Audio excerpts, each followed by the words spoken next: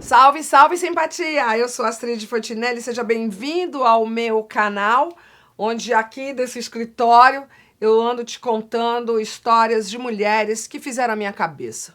Mulheres que eu peço a bênção, mulheres que eu admiro, que fizeram parte da minha formação.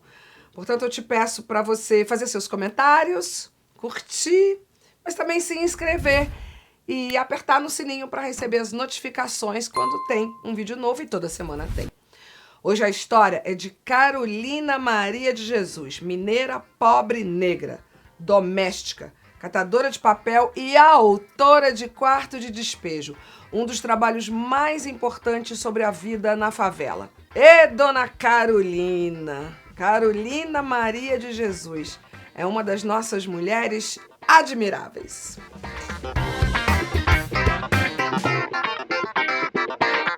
Carolina Maria de Jesus, escritora e poetisa, nasceu negra e pobre em 1914. A abolição tinha sido decretada há 26 anos, mas em Sacramento, no Triângulo Mineiro, onde vivia a família dela, era como se a notícia não tivesse chegado lá. Bitita, como os familiares a chamavam, era uma menina de olhos vivos e muitos sonhos. Seu pai, João Cândido, poeta e boêmio, era de Araxá e não gostava muito do batente. A mãe, Maria Carolina, dona Cota, mulher da roça, pegava no pesado como doméstica. O casal se conheceu num dos bailes da região. Encantamento à primeira vista. Cota vinha de um casamento e já tinha um filho, Jerônimo. A união com João Cândido também não deu certo e Carolina nem chegou a conhecer o pai. O avô, Benedito José, filho de angolanos escravizados, foi o seu grande aliado. Carolina, desde pequena, chamava atenção pela inteligência fora do comum. Tinha voz estridente e temperamento inquieto. Subia no pé de manga dos vizinhos e apanhava da mãe por causa disso. Era chorona e tinha uma constante dor de cabeça. Tempos depois, Carolina escreveria Quarto de Despejo, livro traduzido para vários países. Mas voltemos à pequena Carolina. Sua avó, Sinha Maruca, não aguentava as traquinagens da neta. Uma vez chegou a dar pinga para a neta dormir. Que é isso, Sinha? Tá doida?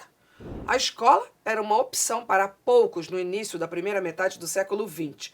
Algumas tentativas já haviam sido feitas em relação ao tema, mas interesses classistas e religiosos sempre interferiram no desenvolvimento educacional do país. A escola pública, só para você ter uma ideia do tamanho da encrenca, naquele momento, tinha como objetivo atender as camadas populares, mas só foram aceitos os representantes dos setores ligados ao trabalho urbano. As cidades cresciam. Pobres, miseráveis e negros ficaram de fora. Uma questão complexa que se arrasta até os dias de hoje. Em meio a tanta precariedade, Carolina só conseguiu fazer as 2 primeiras séries do ensino fundamental, o primário de antigamente. Começou a estudar com 6 para 7 anos através de uma patroa da mãe. Ainda mamava no peito, o que serviu de motivo de chacota dos outros alunos. Na escola, só havia uma ampla sala de aula onde todos se misturavam. Apanhou de palmatória, que na época podia, e se tornou uma aluna aplicada. Foi a primeira pessoa da família a aprender a ler. O primeiro livro emprestado do vizinho foi Escravizaura. Estava apaixonada pelas letras e encasquetou que seria escritora. Para o seu desespero, teve que abandonar os estudos para acompanhar a mãe em outro serviço, dessa vez na roça. Ficaram um tempo por lá até serem expulsas da terra por novos moradores. Voltaram para Sacramento.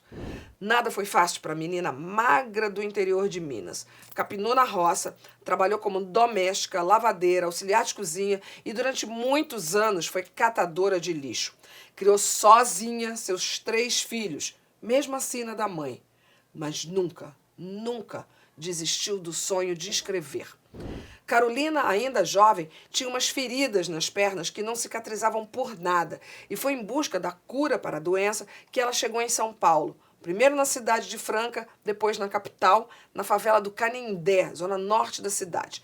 Alguns dizem que ela andou pelo Rio de Janeiro entre os anos 40 e 42. Pelo sim, pelo não, o que se tem de certo é que a estrada foi longa e tortuosa. Na bagagem de Carolina, um modesto baú de roupas e borboletas na cabeça, como ela se referia à inspiração constante. Carolina chega em São Paulo em 1937. Ficou assombrada com a estação da luz. Escreveu num livro de memórias: tenho a impressão de estar transferindo-me de um planeta para o outro. Foi em São Paulo que a escrita deslanchou na vida dela. As borboletas inspiradoras não davam trégua. Carolina vivia com um caderno e caneta sempre na bolsa, escrevendo. Uma vez, indicada por um jovem que encontrou na rua, conseguiu ser recebida na redação de um jornal paulista. Foi tratada como um ser exótico e ganhou uma matéria sobre seus escritos. Era discriminada. Imagina só, mulher pobre, preta, escritora. Sobre a discriminação, ela escreveu: eu disse, meu sonho é escrever. Responde o branco: ela é louca. O que as negras devem fazer é ir para o tanque e lavar roupa. Ai, que vergonha. Mas nada a detinha. Seguiu em frente com as suas borboletas e convicções. Os primeiros registros da sua produção literária falam das visitas às redações dos jornais da capital paulista. A favela do Canindé, uma das primeiras de São Paulo, ficava onde é hoje o estádio do Clube da Portuguesa. Foi lá que ela chegou, grávida do segundo filho, o João José de Jesus. A primeira filha nasceu morta. Ela ainda teve mais 2 filhos, José Carlos de Jesus e Vera Eunice de Jesus Lima, cada um de um pai diferente, e nenhum desses homens assumiu a paternidade. Carolina construiu o próprio barraco, um cubículo de 1,5 m por 1,5 m. Conseguiu o material numa igreja e carregava as tábuas na cabeça. Ela subiu o barraco num dia de domingo, sem a ajuda de ninguém. A água para consumo doméstico era tirada direto do rio Tietê. Nessa época ela vivia como catadora de papel e também lavava roupa para fora. Não se relacionava com a comunidade. Quando estava em casa, preferia ficar lendo, escrevendo e ouvindo rádio. Adorava as novelas. Guardava revistas e livros que encontrava no lixo e atualizava o diário que escrevia regularmente, uma mistura de ficção com a sua realidade. Seus temas eram a própria experiência de vida. Fome, muita fome, sujeira, miséria, violência, mas também sonhava em meio a tantas mazelas. Num dos seus escritos, ela fala sobre o desejo de ter o céu como vestido. Imagina, uma beleza celestial. Seu livro mais famoso, esse aqui, Quarto de Despejo, Diário de uma Favelada, lançado na década de 60, caiu como uma bomba no mercado editorial. A obra já vendeu perto de 100 mil cópias e foi traduzida em 13 idiomas. Uma descoberta totalmente ao acaso. Certa vez o jornalista Audálio Dantas foi ao Canindé para uma reportagem sobre o mau uso dos balanços na favela. Em meio às discussões com os adultos que ocupavam indevidamente os brinquedos, ele conheceu Carolina. Ficou impressionado com os escritos sobre a vida dela e da comunidade. Fez uma matéria sobre o assunto que foi um sucesso. Os 35 cadernos com páginas escritas em caligrafia irregular contavam coisas que nenhum escritor do mundo será capaz de contar com tanta propriedade, disse o jornalista. O lançamento, na livraria Francisco Alves, no dia 19 de agosto de 1960, foi uma festa. Pela primeira vez, uma livraria foi invadida pelo povo, descreveu um jornal no dia seguinte. Mas a verdade nua e crua exposta no livro incomodou muita gente. O país comemorava a mudança da capital para Brasília, a expansão da indústria automobilística, a bossa nova, o cinema novo. Dias de luz, festa de sol e a classe média sonhando romanticamente. O cotidiano da vida no Canindé, narrado por Carolina, é violento, cheio de doenças, alcoolismo e fome, definida como a escravidão dos tempos modernos. Quem queria saber disso nessa altura do campeonato?